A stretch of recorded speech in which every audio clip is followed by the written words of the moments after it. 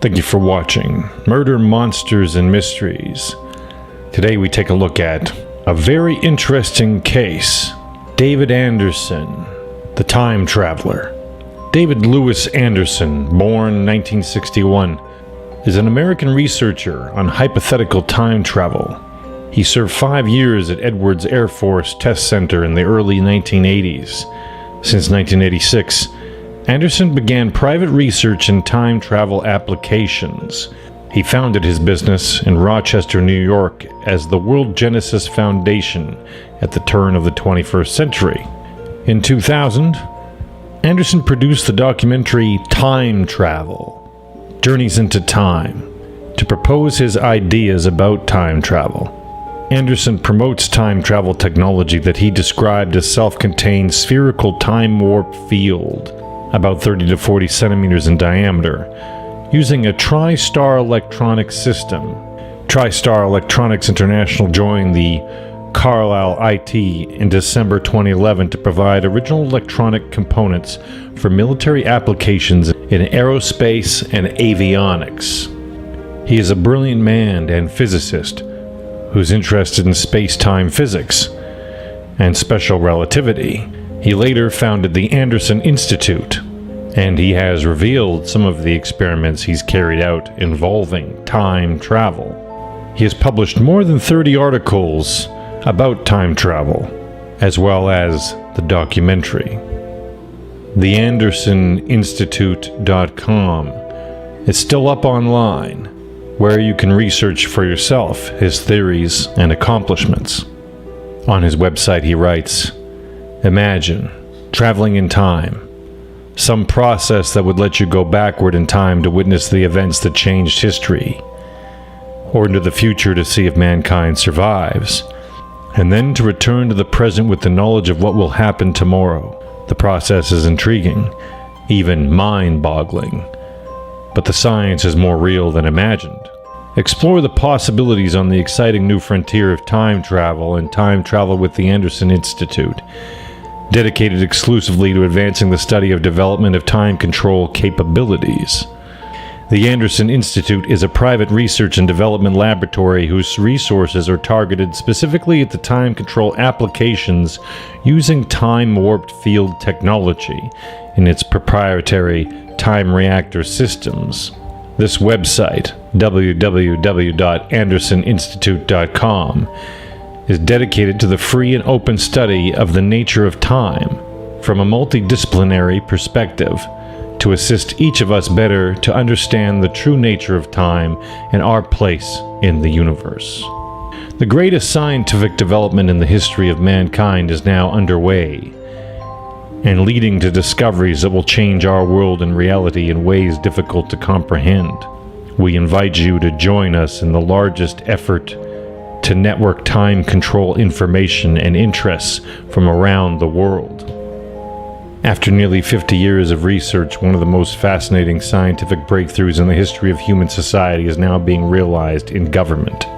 Nearly 5 decades of time control funded research labs around the world. These development efforts have been advancing several types of time control technologies, and the results have reached a performance level that is positioning them to change our world and reality in ways difficult to comprehend. What many people find surprising is that the technologies delivering the results today are not based on the popular sciences portrayed in the media and movies of traveling faster than the speed of light, near light speed, or through wormholes. They are instead based upon the lesser-known techniques of space-time physics in generating fields of closed timeline curves and superluminal propagation of information using quantum tunneling.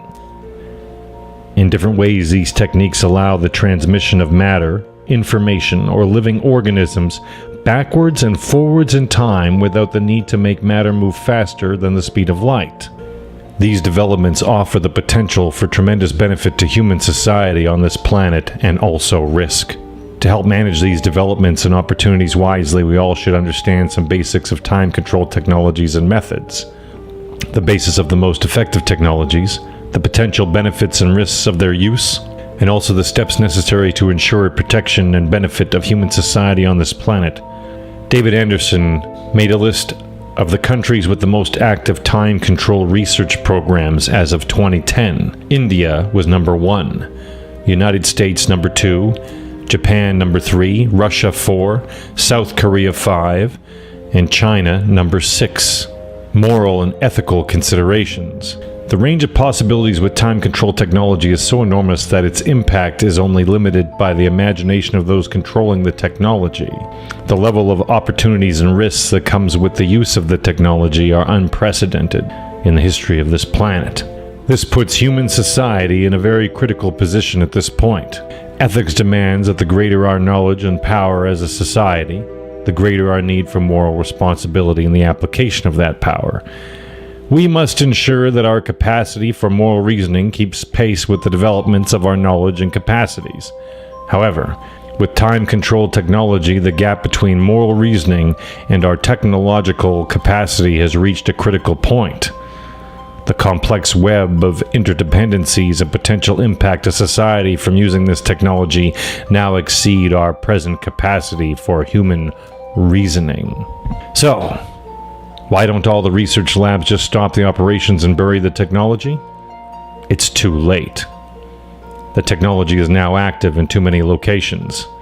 The issue is no longer whether we should or should not acquire or use this knowledge and capacity. Rather, the issue is how we use this new technology in an ethically responsible manner. The conclusion of this author and many colleagues actively working in this field every day is that we must begin a 4-step approach to ensure human society is protected and benefits from this technology. The steps are: full disclosure of the technology. Any new scientific breakthrough that offers commercial prospects and attracts tremendous interest and investment from both the private sector and private enterprise. One cannot underestimate the financial aspirations and power of large business, and the political and economical aspirations and power of governments and their desire to keep it secret.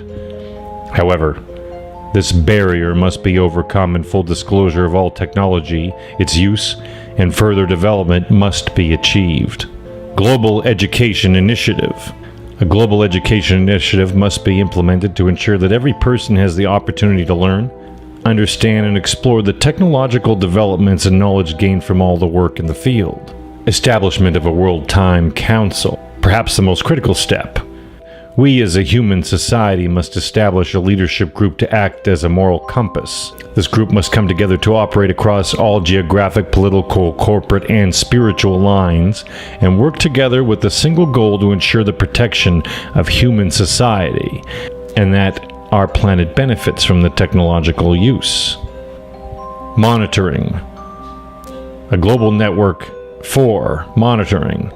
A global network of temporal tremor detectors must be developed to monitor and report all activations of time-controlled technology to citizens. This public temporal tremor detector network can be officially deployed and operated in a space-based configuration around the planet. For the first time in history, this planet's very survival demands that we begin to consider ethical responsibility, not just in the application of science, but also in the direction of research and development of new realities and technology. Time control is a perplexing subject, mostly because the first step in understanding it is to understand and overcome the limitations of our body's senses and perceptions of our mind's beliefs. But the time to begin learning and becoming part of the solution is now. Tomorrow or even yesterday may simply be too late. And now for a brief commercial break. From the evil one, deliver me. From the evil one, deliver me. At the hour of my death, At the hour of my death, call me and bid me to come to thee. call me and bid me to come to thee.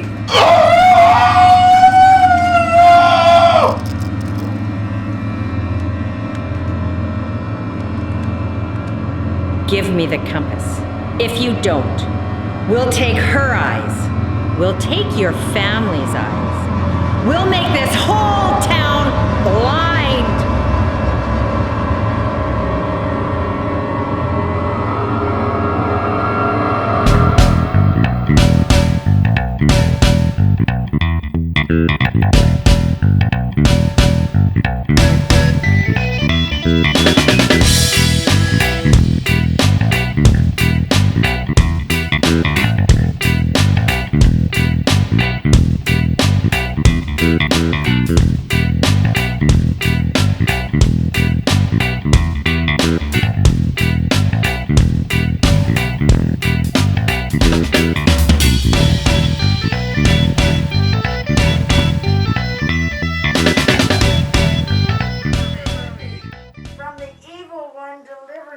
From the evil one, deliver me. At the hour of my death, At the hour of my death, Probably should have come here first. come to thee. call me and bring me.